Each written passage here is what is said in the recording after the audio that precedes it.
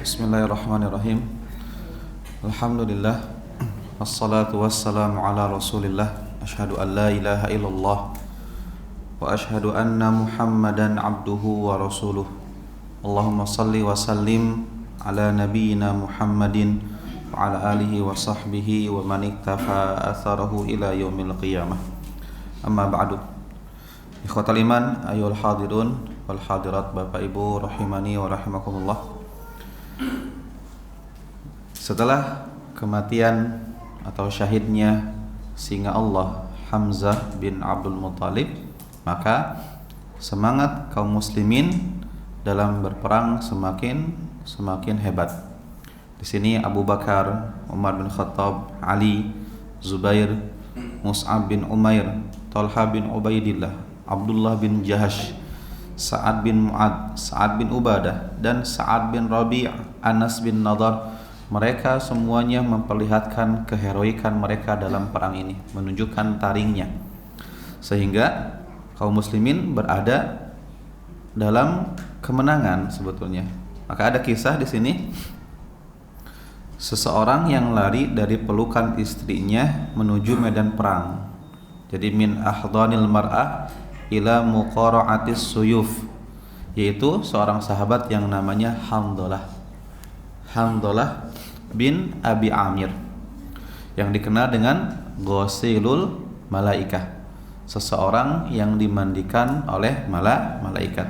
Jadi ketika Handalah ini hadithu ahdin bil urs, baru saja melakukan akad pernikahan, maka ketika mendengarkan peperangan terjadi, perang Uhud ini terjadi, maka dia pun setelah melakukan hubungan suami istri, hajatnya dengan istrinya, maka setelah itu dia pun tidak mandi junub, maka langsung berlari menuju medan perang. Maka ketika dalam perang tersebut dia melihat bagaimana hebatnya kaum muslimin, dan ketika itu dia pun juga ikut berperang sampai dia bertemu dengan tokoh orang-orang Quraisy, yaitu Abu Sufyan. Kalau seandainya Allah Subhanahu wa taala tidak mentakdirkan Abu Sufyan ini masuk Islam, ya, mungkin Abu Sufyan sudah mati di sini. Jadi Handalah ini sudah akan mengeksekusi Abu Sufyan, tetapi ternyata Abu Sufyan ini pun dilindungi oleh seorang yang namanya Syaddan bil Aswad, yang ketika Handalah ingin mengeksekusi Abu Sufyan tetapi ternyata malah Handalah yang dieksekusi oleh security-nya ataupun pelindung dari Abu Sufyan yang namanya Syaddad bin Al-Aswad, yang akhirnya Handalah ini pun syahid dalam perang Uhud ini. Maka nanti ketika akhir perang, ketika para sahabat mendapatkan sisa-sisa air di tubuhnya Handalah, maka Nabi mengatakan Ghasilul Malaikah, dia dimandikan oleh para malaikat. Padahal sebetulnya yang namanya orang yang mati syahid kan tidak perlu dimandikan, Pak, ya. Apakah orang yang mati syahid dimandikan jenazahnya? Tidak, tetapi di sini kok dimandikan? Ini menunjukkan kemuliaan beliau oleh malaikat. Atau mungkin dimandikannya untuk junubnya, bukan untuk syahidnya gitu. Nah, maka di sini pasukan pemanah masih berperan dengan tugasnya, memanahi orang-orang yang mendekati pasukan kaum muslimin. Maka disinilah kemenangan didapatkan oleh kaum muslimin, dan dalam riwayat Bukhari disebutkan falamma laqinahum harabu hatta ra'aitun nisa. Dari sahabat Al-Barra bin Azib menceritakan, ketika kami bertemu dengan musuh, maka kami melihat wanita-wanita Quraisy ini mereka mengangkat rok-rok mereka, dan terlihat dari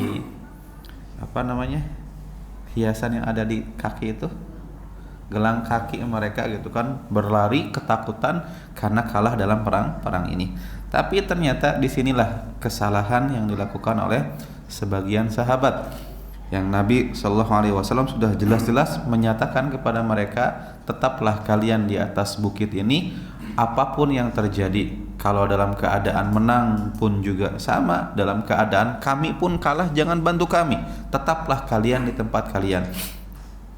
Maka disinilah setan menggoda mereka ketika melihat kaum muslimin sedang mengumpulkan harta rampasan karena musuh sedang kabur ketika itu, maka mereka mengatakan al-ghanimah, al-ghanimah.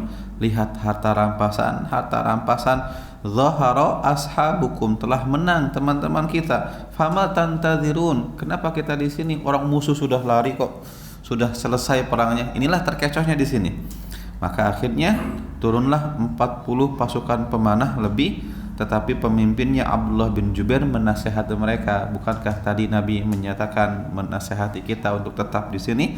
Akan tetapi ternyata mereka malah turun, kebanyakan mereka. Maka disinilah peran dari Khalid bin Walid muncul di sini, karena Khalid adalah pemimpin pasukan kuda.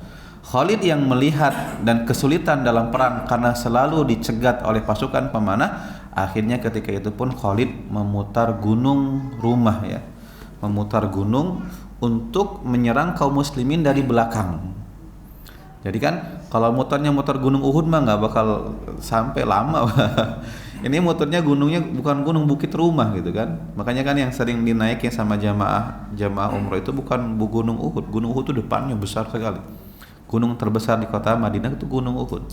Maka yang ditaiki itulah Bukit Rumah, bukit pasukan pemanah. Maka ketika mereka turun, maka Khalid pun mundur memutar bukit tersebut untuk menyerang kaum muslimin dari belakang. Dan Nabi SAW kan berada di belakang, dilindungi oleh 9 sahabat. Ketika para sahabat berada di medan perang, kemudian mereka mengalahkan musuh, mereka fokus untuk ketika itu ada yang mengejar musuh, ada yang mengumpulkan harta rampasan. Maka ternyata ketika itu Khalid mengagetkan pasukan kaum muslimin dengan serangan dadakan dari arah belakang dari tempat Rasulullah SAW. Dan ketika itu Khalid dengan pasukannya, para pasukan kuda, memberikan aba-aba kepada yang lari bahwa peperangan belum selesai.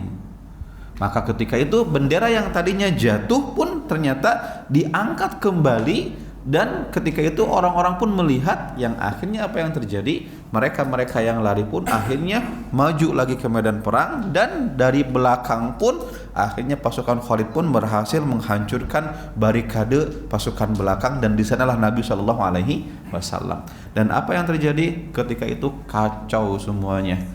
Strategi yang sudah disusun rapi ketika itu hancur gara-gara kesalahan pasukan pemanah. Akan tetapi di sini pelajaran yang sangat berharganya apa? Ketika seseorang melakukan dosa, ketika sebagian kelompok melakukan dosa dan kesalahan, yang merasakan dampak dari dosa tersebut adalah seluruhnya. Itulah yang terjadi dengan dosa dimanapun dosa itu berada. Ketika kita berada di lingkungan yang penuh dengan dosa, ketika Allah Subhanahu wa Ta'ala akan menghukum kita, maka yang menerima dampaknya adalah semuanya. Keberkahan hidup di lingkungan tersebut Allah cabut karena banyaknya para pendosa di sana. Maka lihat hadis yang nomor 2, ya. Hadis di nomor 2 dalam kitab Riyadhus Shalihin di bab ikhlas. Di sana disebutkan apa? Yaghzu jaisyun al-Ka'bata. Nanti pada akhir zaman akan ada pasukan kembali yang akan menyerang Ka'bah. Tapi ketika pasukan tersebut berada di sebuah tanah yang luas, maka Allah benamkan mereka ke dalam tanah semuanya. Aisyah bertanya, ya Rasulullah, bukankah yang ada di tempat itu bukan hanya pasukan saja, ada orang-orang yang di pasar, ada orang yang lewat, tapi kenapa yang dihancurkan semuanya? Itu mereka dihancurkan semuanya, akan tetapi nanti pada hari kiamat akan dibangkitkan berdasarkan dengan niatan masing-masing. Itulah dampaknya dosa. Ada orang melakukan dosa di satu tempat, kita kena musibahnya, Allah hancurkan kita, tapi ujung-ujungnya nanti pada hari kiamat kita dibangkitkan berdasarkan amalan kita masing-masing. Tapi ya intinya kita mendapatkan fitnahnya. Makanya Allah mengatakan, wattaqu fitnatan la tusibannal ladzina zalamu minkum khassah. Berhati-hatilah kalian dengan bencana fitnah yang tidak hanya menimpa orang-orang yang zalim saja. Maka itulah dampak dari dosa yang dilakukan sebagian pasukan pemanah, tetapi yang merasakan akibatnya adalah seluruh pasukan. Kekalahan, kocar-kacir pasukan Nabi SAW, dan terbagi menjadi 3. ada yang pasukan kabur, dan kabur dalam medan perang itu dosa besar, seperti yang dilakukan oleh sahabat Utsman bin Affan, yang beliau dengan manusianya beliau ketika itu beliau melarikan diri. Dan tentu ini dosa yang dilakukan Utsman bin Affan. Tetapi Allah Subhanahu wa taala memaafkan kesalahan Utsman. Sudah, tok. Satu pelajarannya, sehebat apapun manusia dari dosa, pasti pernah melakukan dosa. Tetapi ketika itu dia bertobat kepada Allah dan Allah maafkan dia. Makanya Allah sebutkan dalam surat Ali Imran ayat 155. Allah menyebutkan, a'udzubillahi minasyaitonir rajim. Innal ladzina tawallaw minkum yawmal taqal jam'an innamastazallahumush syaitanu bi ba'di ma kasabu wa laqad afallahu anhum innallaha ghafurun halim. Sesungguhnya orang-orang yang kabur dari kalian di hari ketika ketemu dua pasukan, yaitu pasukan Uhud, di perang Uhud, innamastazallahumus syaitan, sesungguhnya mereka digelincirkan oleh setan, walaqad afallahu anhum, dan Allah telah memaafkan mereka. Jadi Utsman melakukan kesalahan, kabur dalam perang tersebut, tetapi Allah maafkan. Sudah, jangan diungkit-ungkit kembali dosanya gitu. Makanya kan saya sering cerita tentang khilafah Utsman bin Affan yang ketika didemo oleh para pendemo yang datang dari Mesir dan dari Basra, dari Irak. Apa tuntutan mereka? Utsman, engkau turun dari jabatan kekhilafahan kalau tidak mati. Maka Utsman pun kan meninggal dunia dalam masalah ini, dalam didemo oleh para rakyatnya sendiri dan dibunuh oleh rakyatnya sendiri gitu. Cuma rakyatnya yang dari Mesir dan dari Irak. Apa ketidaksukaan mereka terhadap Utsman? Fitnah mereka pertama, Utsman itu orangnya nepotisme, mengangkat pejabat-pejabat dari keluarganya sendiri gitu. Itu tuduhan mereka. Yang kedua, Utsman bin Affan tidak ikut perang Badar. Yang ketiga, Utsman bin Affan lari di perang Uhud. Yang keempat, Utsman bin Affan menghilangkan cincin Nabi sallallahu alaihi wasallam. Yang kelima, Utsman bin Affan berlaku jahat terhadap sahabat Ammar bin Yasir yang memukulnya sampai tulang rusuknya patah. Kata mereka seperti itu. Padahal banyak fitnah-fitnah dari tuduhan-tuduhan mereka itu, Pak. Mungkin yang tuduhan ketika Utsman bin Affan lari di perang Uhud, kata Ibnu Umar, iya betul. Tapi ingat, Allah sudah memaafkan Utsman. Kenapa Allah yang memaafkan Utsman? Allah saja memaafkan Utsman, kenapa kita ungkit lagi itu? Allah sudah close, sudah tutup dosa itu, sudah selesai gitu. Maka ketika terjadi kocar-kacir di perang Uhud ini, para sahabat terbagi menjadi tiga. Yang pertama antara yang kabur dari perang. Yang kedua adalah sahabat yang ketika itu bercampur dengan musuh. Dan dari mereka ada yang berkeinginan untuk bertemu dengan Abdullah bin Ubay bin Salul untuk meminta perlindungan dari mereka. Gitu. Tapi lihat yang terjadi apa? Di sini Bukhari menceritakan dari Aisyah, ketika terjadi kekalahan ataupun kekacauan di perang tersebut, maka yang terjadi apa? Iblis ketika itu berteriak dengan mengatakan, di belakang kalian musuh. Sehingga kaum muslimin ketika itu pun kaget dan panik, sehingga ketika itu kaum muslimin menebas sembarang orang ketika itu. Yang ternyata yang ditebas itu adalah temannya sendiri. Ya inilah pembunuhan yang syubhat, Pak ya. Tidak berniat ke sana. Tapi ternyata di sini makanya yang terjadi apa? Siapa? Sahabat Nabi sallallahu alaihi wasallam namanya Hudzaifah. Hudzaifah ayahnya siapa? Al-Yaman. Hudzaifah bin Al-Yaman kan? Nah, ketika perang Uhud ini, ketika itu kaum muslimin ketika ada iblis yang berteriak di belakang kalian musuh, ternyata kaum muslimin menebas belakang, ternyata yang ditebas itu adalah Al-Yaman, ayah dari Hudzaifah yang muslim sahabat. Maka ketika itu pun Hudzaifah berteriak, al-muslimun ibadallah abi wahai hamba Allah, itu bapakku bukan musuh. Sampai akhirnya Al-Yaman pun mati, meninggal di sini, dan Hudzaifah mengatakan yaghfirullahu lakum, semoga Allah memaafkan kesalahan kalian. Maka di sisi lain, ketika para sahabat ketika itu mendengarkan teriakan Qutila Muhammad telah terbunuh di belakang. Nah, spirit perang di sini sudah habis di sini. Tapi ada sebagian yang menguatkan seperti Anas bin Nadhr Anas bin Nadhr ini pun melewati para sahabat yang sudah lesu semangatnya. Kemudian Anas mengatakan, ma tantadzirun, kenapa kalian duduk-duduk sini, apa yang kalian tunggu? Mereka mengatakan, qutila Rasulullah, Rasulullah terbunuh wahai Anas. Qala, Anas mengatakan, ma tasnauna bil hayati ba'dah. Anas mengatakan, kalau seperti itu apa artinya kehidupan setelah wafatnya Rasulullah SAW? Qumu, berdirilah, ayo semangat, bangkit. Mutu ala ma mata alaihi Rasulullah SAW. Matilah seperti Rasulullah mati di jalan itu, menegakkan agama Allah Subhanahu wa taala. Akhirnya ketika Anas bin Nadhr mencoba untuk menyemangati mereka, mereka tetap lesu seperti itu, maka Anas pun berdoa kepada Allah, Allahumma inni a'tadiru ilaika mimma sana'a haula. Ya Allah, aku memohon maaf terhadap apa yang dilakukan oleh orang-orang muslim ini. Wa abra'u ilaika mimma sana'a haula, dan aku berlepas diri dari keburukan yang dilakukan oleh orang-orang musyrik. Maka ketika itu pun Anas pun menuju ke medan peperangan, ke tengah medan peperangan, ketemu dengan sahabat Sa'ad bin Mu'ad, dan Sa'ad mengatakan, hendak kemana engkau wahai Anas? Maka Anas mengatakan, waiha larihul jannah ya Sa'ad, wahai Sa'ad, aku mencium bau surga di tengah-tengah tersebut.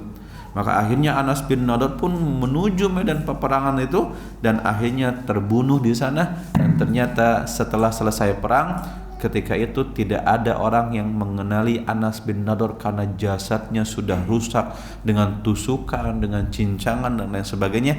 Yang mengenalinya adalah saudari kandungnya. Ketika mencari jasad, saudarinya melihat ciri-ciri dari kaki dan tangannya. Inilah sahabat kita Anas bin Nadhr radhiyallahu taala anhu. Dan ketika itu juga seorang sahabat yang lain, Thabit bin Dahdah, ketemu dengan orang-orang Ansar. Ya ma'syaral Ansar, wahai orang-orang Ansar, in kana Muhammadun qad qutila, jika seandainya Muhammad itu benar-benar terbunuh dalam perang ini, fa innallaha hayyun la yamut, ingatlah bahwa Allah zat yang maha hidup, tidak mati selama-lamanya. Qatilu ala dinikum, berperanglah dengan agama kalian, mempertahankan agama kalian, karena sesungguhnya Allah lah yang memberikan kemenangan dan pertolongan kepada kalian. Maka nahadha ilaihi nafaru minal ansar, maka ketika itu orang-orang Ansar pun berdiri dengan semangat, disebabkan karena semangat dari Thabit bin Dahdah. Akan tetapi ketika itu pasukan kudanya Khalid bin Walid menyerang mereka, dan akhirnya Khalid bin Walid pun melempar tombak kepada Thabit bin Dahdah, dan Thabit bin Dahdah ini pun meninggal dunia. Lihatlah dalam sebuah hadis disebutkan apa? Allah tertawa melihat dua orang yang saling membunuh. Kenapa? Pertama, membunuh di jalan Allah Subhanahu wa taala, dan dia pun terbunuh dalam medan perang tersebut. Dan yang kedua adalah musuh, yang ketika itu musuh ini pun bertobat kepada Allah Subhanahu wa taala. Setelah dia bertobat, maka dia pun berjihad di jalan Allah, dan dia pun meninggal dalam keadaan jihad. Antara musuh muslim dengan musuh muslim ini meninggal dalam keadaan jihad fisabilillah, musuh ini pun dia bertobat nanti kepada Allah, berjihad dan mati dalam keadaan jihad. Allah tertawa melihat dua orang tersebut. Nah, maka kelompok yang ketiga adalah kelompok yang memfokuskan dirinya untuk melindungi Rasulullah SAW. Akan tetapi ada jeda waktu. Karena apa? Dia sedang berada di medan peperangan, mundur ke belakang, ada jeda. Dia menghadapi musuh di tengah-tengah itu. Sedangkan Nabi SAW hanya dilindungi oleh 9 sahabat. Posisi Nabi ketika itu, ketika melihat serangan dadakan dari Khalid, boleh saja Nabi melarikan diri ketika itu. Tetapi Nabi SAW mengatakan apa? Halumma ya ibadallah, kemarilah menuju saya wahai hamba-hamba Allah. Yang ternyata ucapan tersebut kan didengar oleh orang-orang kafir, dan mereka mengetahui titik keberadaan Nabi SAW. Sehingga ketika itu pasukan Khalid bin Walid memfokuskan diri untuk menyerang Rasulullah SAW. Dan ketika itu Nabi dilindungi 9 sahabat, 7 orang Ansar dan 2 orang-orang Quraisy. Maka Nabi mengatakan, siapa yang memblokade serangan pasukan Khalid, maka baginya surga, atau dia adalah temanku di surga. Maka satu orang Ansor muncul melindungi Nabi sallallahu alaihi wasallam, akhirnya meninggal dunia. Sampai 6 orang meninggal semuanya, sisa satu orang Ansor. Tetapi ketika dia melindungi Nabi sallallahu alaihi wasallam, dia terluka parah sehingga tidak bisa melindungi Nabi lagi. Sisanya cuma 2 orang Quraisy, yaitu sahabat Talha bin Ubaidillah dan Sa'ad bin Abi Waqqas. Ketika itu pasukan kudanya Khalid memfokuskan kepada Nabi. Tapi apa artinya 2 orang? Tetapi 2 orang ini memberikan perlindungan yang maksimal. Tetapi Nabi SAW terkena beberapa pukulan di sini. Satu, seorang yang namanya Utbah bin Abi Waqqas, ya. Sa'ad bin Abi Waqqas, Utbah bin Abi Waqqas. Dia bagian dari musuh. Maka Utbah bin Abi Waqqas ini pun melempar Nabi SAW dengan batu dan tepat mengenai lambung Nabi SAW. Bayangkan, ini batu dilempar dengan kecepatan yang kencang dan mengenai perut Nabi SAW. Kemudian ketika itu Nabi SAW pun terluka gigi seri beliau, gitu kan, sampai goyang, hampir copot. Kemudian pipi Nabi SAW terkelupas bibirnya. Kemudian ada seorang yang namanya Abdullah bin Syihab Az-Zuhri, dia pun membacok Nabi SAW di dahi Nabi SAW. Akan tetapi Nabi menggunakan baju perang, kemudian helm perang, helm besi, gitu kan. Tapi dengan sebab bacokan tersebut patah, kemudian ada beberapa potongan yang menancap di pipi Nabi SAW. Kemudian ada seorang yang namanya Ibnu Qamiyah. Ibnu Qamiyah ini pun menyerang Nabi SAW dari belakang dengan sabetan pedang dan dihantam dengan keras ke belakang Nabi SAW, ke pundak Nabi SAW. Kan Nabi pakai baju perang, Pak. Akan tetapi ya, kadang ada baju perang yang tembus, ya. Tapi di sini nggak tembus, alhamdulillah. Tapi ternyata pukulan kerasnya itu membuat Nabi SAW merasa sakit sampai 1 bulan disebabkan karena pukulan tersebut di belakang. Intinya Nabi di sini berdarah, pipi Nabi berdarah, babak belur Nabi di sini, sampai Nabi mengatakan ketika dibacok wajah Nabi SAW, Nabi mengatakan, kaifa yuflihu qaumun syajju wajha nabihim, bagaimana mungkin sebuah kaum bisa berbahagia ketika mereka membacok wajah Nabi mereka sendiri. Maka ketika itu Allah Subhanahu wa taala menurunkan ayat, laisa laka minal amri syai', wahai Muhammad, engkau tidak punya urusan untuk menghukum mereka, kamilah yang akan mengadab mereka. Maka Nabi mengatakan, ishtadda ghadabullah, sangat besar kemurkaan Allah kepada kaum yang mengalirkan darah nabinya sendiri. Maka ketika itu Nabi SAW pun mengatakan kepada Sa'ad, wahai Sa'ad, lemparlah ini, lemparlah dengan ini. Maka Sa'ad pun dengan skillnya, karena Sa'ad kan punya skill dalam memanah, gitu kan, panahnya Sa'ad ini selalu kena sasaran. Makanya Sa'ad memanah. Kemudian Talha ketika itu melindungi Nabi SAW. Dan ketika Talha bin Ubaidillah melindungi Nabi, tetapi ketika itu jari jemarinya terputus, Pak. Kena sabetan pedang, 1 kali sabetan, sering putus semua jari jemarinya. Jatuh ke bawah. Ketika itu beliau mengatakan, hasi, aduh, gitu kan, sakit. Maka lihat bagaimana perjuangan para sahabat dalam melindungi Nabi SAW. Tapi Nabi mengatakan apa? Lau qulta bismillah la rafa'atkal malaikah wan nas yanzurun. Wahai Talha, coba seandainya tadi engkau mengucapkan bismillah, bukan aduh, maka malaikat akan mengangkatmu dan manusia akan melihat engkau terbang diangkat oleh malaikat, gitu. Maka di sini ada sebagian ulama mengatakan selama ini kita keliru. Ketika kita kena sesuatu, sakit, terjatuh, kepleset, kejedot, kan kita mengucapkannya innalillahi wa inna ilaihi rajiun atau astagfirullah. Maka ternyata kalau kita melihat hadis Nabi yang dianjurkan membaca bismillah, Pak. Jedot bismillah. Ketika kerja, naudzubillah, ketika kerja orang safety kan harus bagus, ya. Tiba-tiba tangannya dipotong, terputus satu, maka bukan innalillahi tapi bismillah, ya Allah, bismillah, gitu kan. Maka itulah yang diajarkan Nabi Sallallahu Alaihi Wasallam. Maka ketika itu sahabat Abu Bakar As-Siddiq sampai pernah mengatakan gini, kalau kita mengenang peristiwa Uhud, maka dzalikal yaum kulluhu li Talha, maka hari itu miliknya Talha bin Ubaidillah. Artinya Talha sudah menunjukkan keberaniannya dalam melindungi mati-matian Nabi Sallallahu Alaihi Wasallam. Siapa Talha? Talha ini orang kaya, Pak, orang yang super duper kaya, kekayaannya luar biasa. Tapi beliau tidak tidak enggan untuk melindungi Nabi Shallallahu Alaihi Wasallam meskipun dengan nyawanya, meninggalkan kekayaan yang banyak karena kecintaannya terhadap Nabi Shallallahu Alaihi Wasallam. Maka Nabi mengatakan, man ahabba an yanzura ila syahidin yamshi ala wajhil ard, siapa yang dia mau melihat seseorang yang sudah dicap syahid, tentu syahid masuk surga, dan dia masih berjalan di muka bumi, maka lihatlah Talha bin Ubaidillah. Orang syahid biasanya mati, orang meninggal cap syahid setelah mati, tapi ini syahid yang masih bergentayangan, syahid yang masih berjalan di muka bumi adalah Talha bin Ubaidillah. Maka ketika itu pun para sahabat mati-matian melindungi Nabi, dan ketika itu pun Abu Bakar kan mundur, Abu Bakar, Umar mundur. Ini kelompok yang ketiga yang memfokuskan diri untuk melindungi Nabi.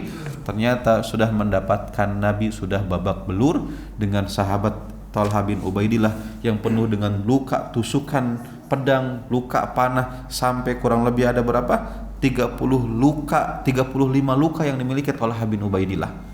Ketika itu berdarah-darah Talha, Sa'ad bin Abi Waqqas juga sama berdarah-darah. Maka ketika para sahabat sudah berhasil mendatangi Nabi sallallahu alaihi wasallam, ketika itu Nabi mengatakan, dunakum akhakum faqad aujaba, jangan tolong saya dulu, tapi tolonglah Talha bin Ubaidillah karena wajib baginya surga Allah Subhanahu wa taala. Saya memang babak belur, tapi dia lebih parah, tolonglah dia terlebih dahulu gitu kan. Maka ketika itu Abu Ubaidah bin Al-Jarrah melihat Nabi sudah berdarah wajahnya. Maka ketika itu Abu Ubaidah ingin membersihkan luka-luka di pipi Nabi sallallahu alaihi wasallam, ada potongan besi yang tertancap di sini. Maka ketika itu Abu Bakar ingin mencabut potongan tersebut, ingin mensterilkan lukanya.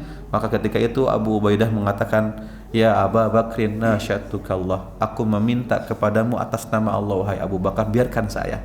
Maka ketika itu ternyata Abu Ubaidah yang melepaskan potongan-potongan tersebut dengan gigi serinya, Pak.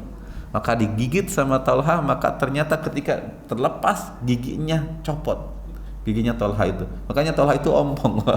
Maaf, bukan Talha, Abu Ubaidah itu ompong.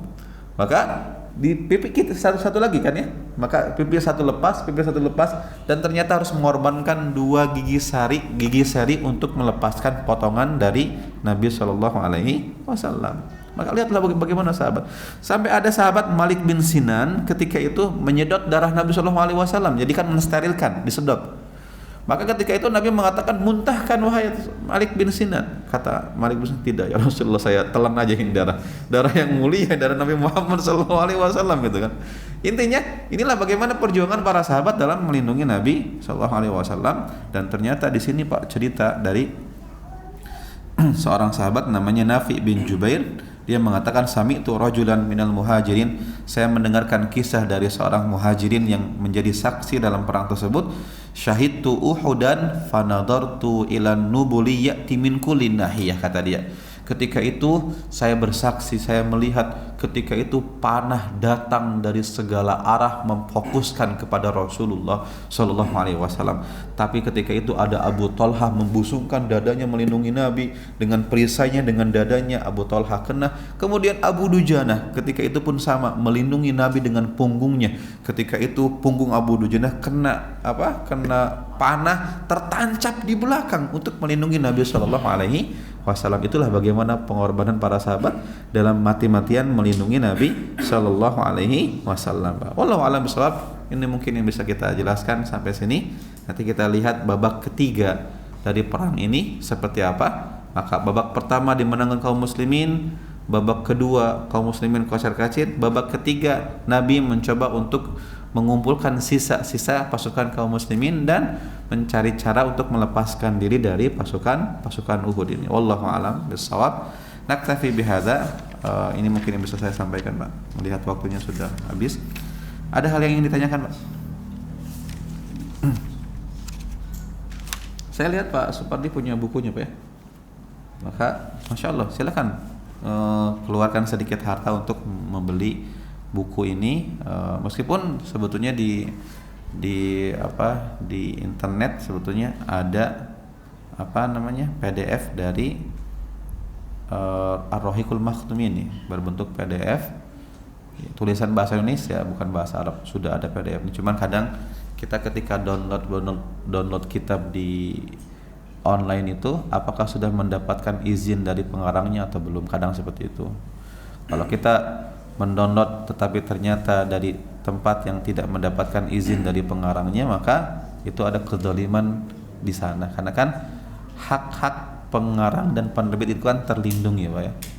Makanya Syekh Utsaimin beliau mengatakan apa? Adapun buku-buku saya, beliau sudah mendeklarasikan buku-buku saya halal untuk disebarkan dimanapun itu berada gitu kan. Mau dicetak, mau difotokopi, dibagi ke semua orang silahkan. Beliau mengatakan seperti itu. Tapi kalau yang lain, pengarang-pengarang yang lain enggak. Makanya ada tulisan hak-hak penerbit dan pengarang terlindungi hukum. Kalau ada yang seperti itu dan dicetak tanpa izin mereka, maka ada kedzaliman ilmiah di sini. Gitu. Maka keluarkan sedikit harta untuk membeli bukunya dan membaca sampai hatam berkali-kali lah Pak. Saya pribadi sudah hatam kitab ini sampai 7 kalian kan. Yang bahasa Indonesia, yang bahasa Arab juga. Artinya silakan untuk membolak-balik untuk membaca kisah perjuangan Nabi Shallallahu Alaihi Wasallam. Nah, jika tidak ada pertanyaan, kita akhiri. Naktafi bihadza. Subhanakallahumma wa bihamdika, asyhadu an la ilaha illa anta, astaghfiruka wa atubu ilaik. Wassalamualaikum warahmatullahi wabarakatuh.